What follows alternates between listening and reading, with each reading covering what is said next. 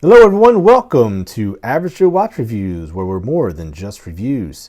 Today, I'm going to teach you guys the functionality of this Tissot, the PR100 version here, and it's the chronograph. And as you can see here, none of the hands are lined up where they should be. So I'm going to teach you guys how to get these hands back to where they need to be. And obviously a lot of you have tried to push the reset button. You've even tried starting the chronograph up again. But once you press the reset button, it goes back to these funky positions. Sometimes it's just one hand, sometimes there's a couple of them. I'm going to show you all three today as a bonus. So I'm glad you guys stopped by, and I hope I can help you out. So first and foremost, you're going to want to click your crown out to the first position.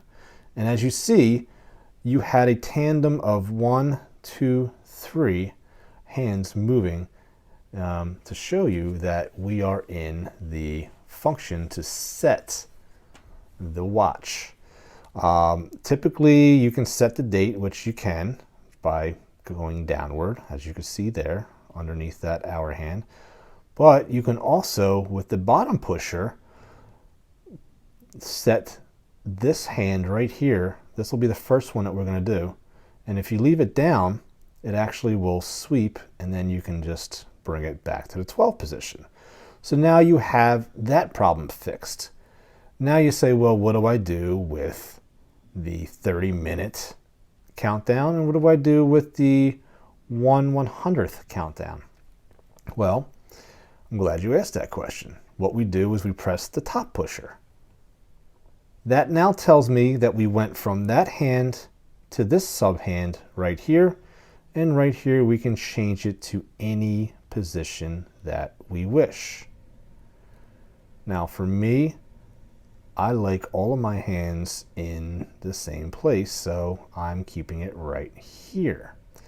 This actually is the correct position, and because what happens is it will count 1 to 5 here, and then 5 to 10, and then going back around. So actually I believe it's a 1/10 of a second, if I'm not mistaken. And you ask again, well, how do I change this function over here then? Well, we press the top pusher again, and guess what? That one flips around, and we do the same thing. We can even leave it in, and it sweeps until we get it to the 30 mark. And the 30 mark is indeed considered 0, because then it's going to go 1 through 5, 10, 15, all the way up to 30, and that's your minute countdown.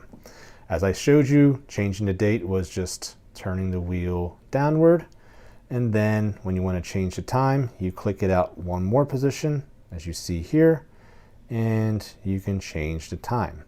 So guys, I hope that was extremely helpful to you. I know I've owned quite a few watches, but this one actually was the most complicated one, and it took me a little bit of time to figure it out since I don't have the instructions. So I hope I was able to help some of you guys. Thank you for stopping by, and always remember that there's always time to be kind to one another. Take care of each other, and I'll see you guys next time on another edition of Average Joe Watch Reviews.